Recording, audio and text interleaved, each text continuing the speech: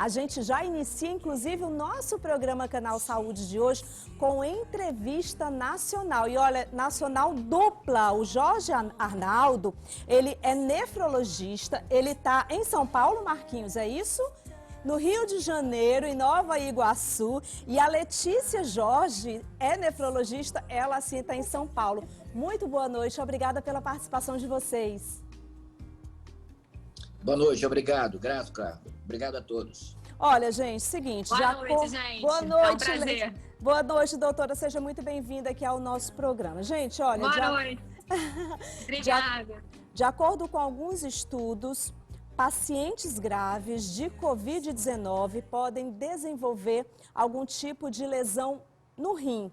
O médico nefrologista, que a gente está aí com ele, e diretor médico da Clínica de Doenças Renais de Nova Iguaçu, Jorge Arnaldo Valente Menezes, ele tem 66 anos, nunca tinha sofrido qualquer problema em seus rins, mas foi a Covid-19 que o levou ao leito de UTI e até mesmo a terapia de hemodiálise por 3 semanas. O doutor Jorge ficou hospitalizado por 40 dias e teve problemas de coagulação, pneumonia avançada, ficou sedado e internado no CTI.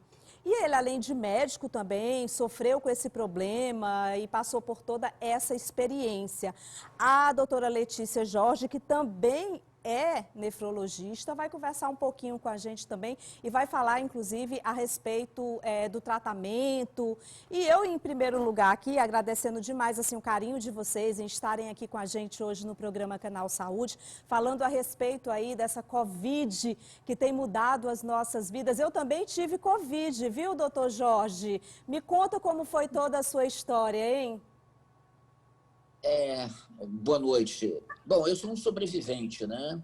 Eu sou da linha de frente, eu trabalho na ponta, eu vejo doentes que realizam hemodiálise, trabalho em ambulatório, consultório, atendo esses doentes, e trabalho também em terapia intensiva, porque nós prestamos atendimento renal por hemodiálise em doentes que estão em UTI.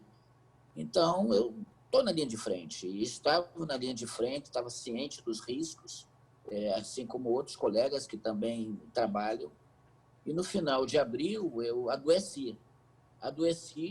E tive a forma mais grave da doença. Assim, embora eu tivesse todos aqueles cuidados de usar máscara de proteção, distanciamento, lavar mãos e tudo, foi muito intenso aqui no Rio de Janeiro, no mês de abril, a quantidade de doentes com Covid-19. Quando eu vi a minha tomografia, eu tomei logo a iniciativa, porque eu lido diariamente com esses doentes, quando eu vi uma tomografia de tórax, que eu tinha quase que 75% de comprometimento pulmonar, eu não tive dúvida. Eu bati a porta lá no CTI e eu falei, olha, me entuba, que eu estou grave, estou com comprometimento respiratório, eu não estou bem. Com a ajuda de colegas, eu me internei no CTI, fui entubado, sedado, fiquei quase que 20 dias sem saber o que tinha acontecido comigo. E quando eu acordei, eu estava traqueostomizado depois de 20 dias. Evoluí com insuficiência renal aguda, que faz parte da síndrome do Covid, da infecção generalizada. E quando eu acordei, depois de 20 dias, da forma grave da doença, eu estava fazendo hemodiálise, porque o meu rim parou de filtrar depois de 4 dias e estava com todo aquele aparato, né, cercado de terapia intensiva. Estava traqueostomizado, via monitores e tudo. E hoje eu posso dizer a você que 2 determinantes foram importantes para a sua sobrevida. Aliás, a sobrevivida de qualquer pessoa que tenha forma grave da doença como eu tive, eu estou na linha de frente. Primeiro que você tem que ter um hospital que tenha uma infraestrutura boa. Se eu não tivesse num hospital com infraestrutura boa, como eu tive aqui, eu fui transferido logo para o Rio de Janeiro, eu teria falecido. Esse é um dos determinantes da sobrevida dos doentes. E segundo, é você estar cercado de profissionais de saúde gabaritados, né? Profissionais de saúde que são intensivistas, nefrologistas que me atenderam, como a doutora Joana aqui do Rio de Janeiro, infectologistas, eu tive pneumologistas. Em suma, isso foi o determinante para a minha sobrevida. Quer dizer, se eu não tivesse esses dois fatores, eu possivelmente não estaria vivo, né? Foram 38 dias angustiantes. Eu via de madrugada, na minha frente, no corredor, macas de doentes mortos, tá? Que estavam sendo retirados. Eu fiquei na ala de Covid. E foi uma experiência extremamente... Eu jamais vou esquecer isso, porque eu não era grupo de risco, eu não sou diabético, mas o meu ponto é que eu vi muito doente. Quer dizer, o meu contato com o vírus foi muito intenso. É interessante que, como o doutor Jorge mesmo falou, ele não tinha comorbidades, né? E não tinha problema, inclusive, nos rins. Inclusive, doutora Letícia, já existe aí alguma explicação mais clara sobre como o coronavírus, ele afeta os rins? Bom, boa noite para todo mundo. A gente, infelizmente, se deparou com essa realidade do Covid ainda há pouco tempo, né? Então, a gente está aprendendo ainda e tentando entender toda a dinâmica da patologia, mas a gente já sabe hoje que a lesão renal aguda é uma complicação comum do Covid. Para aqueles pacientes graves em ambiente de terapia intensiva, mais ou menos 30% a 40% dos pacientes vão evoluir com disfunção renal. O nosso entendimento hoje de por que esses pacientes fazem a disfunção renal, ela vem junto com a disfunção de múltiplos órgãos, de outros órgãos, como o pulmão, o coração. Então, o rim é um órgão muito sensível, que usualmente ele vem atingindo conjuntamente, né? E na hora que a gente tem uma infecção como a do Covid, a gente tem uma resposta inflamatória muito grande, né? Na literatura médica, a gente chama isso de uma tempestade de citocinas, na verdade. E esse é o grande responsável pela grande maioria dos casos de disfunção renal nesses doentes, né? Aos poucos a gente vai entendendo que também existe uma lesão dos vasos do rim, inclusive com lesões trombóticas, como a gente vê também no pulmão e em outros órgãos. Então isso já está descrito na literatura como possíveis manifestações. E além de propriamente lesões glomerulares que já estão descritas principalmente em alguns grupos específicos de pacientes, né? Com algumas predisposições genéticas que podem evoluir com uma proteinúria. E uma disfunção renal até mais difícil de recuperar. Eles fazem uma glomerulopatia colapsante, que é o nome que a gente chama, e aí esse grupo de pacientes realmente tem uma chance menor de recuperar. Para nossa sorte, o caso do Dr. Jorge foi mais uma lesão renal aguda mesmo, provavelmente associada à resposta inflamatória, né? Um quadro um pouquinho parecido com o que a gente vê com infecção generalizada. O Dr. Jorge recuperou a função renal dele aí e conseguiu sair de diálise. Isso foi uma alegria para todos nós aí que estamos no ambiente nefrológico, né? E todo mundo ficou muito comovido e querendo uma recuperação muito rápida dele. Mas é muito importante que as pessoas não esqueçam realmente, né, que o rim é um órgão muito importante no Covid. E no início da pandemia ele foi um pouco negligenciado porque os dados iniciais chineses não mostravam uma lesão renal aguda tão importante e tão comum como que a gente viu na hora que a pandemia veio para o Ocidente. Isso até nos deixou um pouco despreparados, né? Então, na hora que começou a chegar na Europa é que a gente viu que o rim seria, sim, um grande problema. Isso foi para a gente no Brasil, né? A gente que, como o Dr. Jorge falou, fica em hospital, fica tendo que resolver, inclusive, como é que a gente vai dar conta de tudo o que aconteceu, foi um momento bem, bem complicado, tá? Então, é importante, inclusive, que os doentes que fizeram a disfunção renal, como o Dr. Jorge, eles mantenham um acompanhamento posterior, porque a gente também não pode garantir que a recuperação do rim foi 100%, né? A gente hoje sabe que muitos desses pacientes que fazem a lesão renal aguda, como a gente chama, eles podem depois, com o tempo, evoluir com a disfunção renal crônica e esses pacientes precisam realmente serem acompanhados, tá? Eu queria, inclusive, aproveitar essa oportunidade para conversar, já que a gente está falando sobre esse assunto, é tão importante a gente levar isso ao conhecimento do telespectador, a gente falar também sobre o paciente pós-Covid, não é, doutor? Por exemplo, o senhor ficou com alguma sequela e quais os cuidados que os pacientes que tiveram a Covid-19, mesmo os assintomáticos, eles devem ter, hein?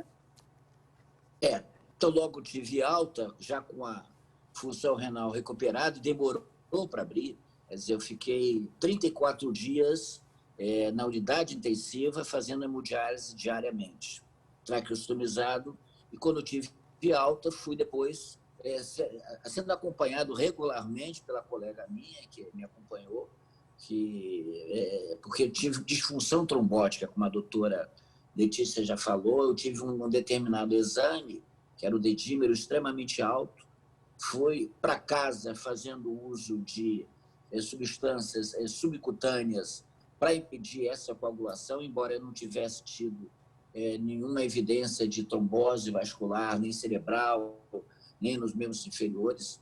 Isso também se deve à vigilância importante que foi dado pela colega que me acompanhou, nefrologista, mas também pelos exames que esse hospital me forneceu.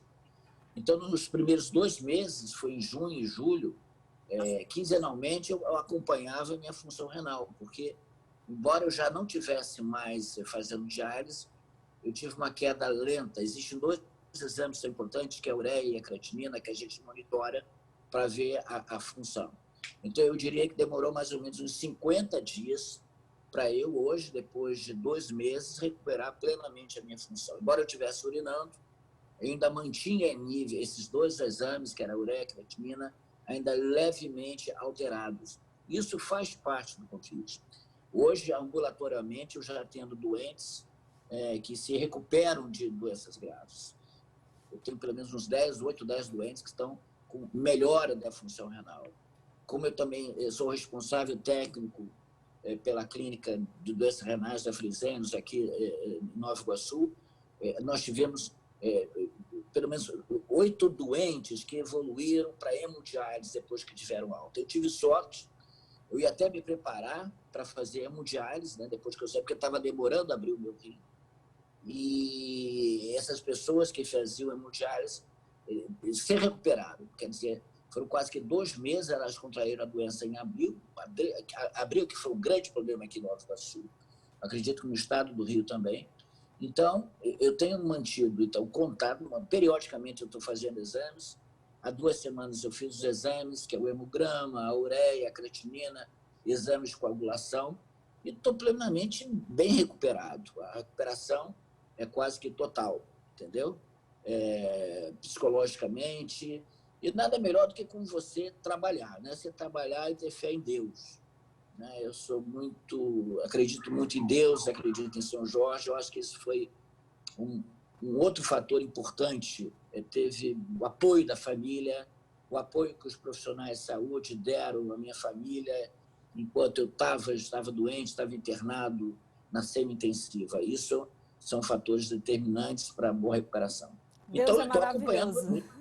Deus é maravilhoso, hein, doutor Jorge? Que coisa boa, né? A gente poder trazer uma notícia como essa aos nossos telespectadores. Ele viveu momentos realmente muito difíceis, né, doutora Letícia? Eu fico imaginando aqueles pacientes crônicos, por exemplo, né? Pacientes com problemas renais crônicos. Como deve ser difícil também para esses pacientes, hein?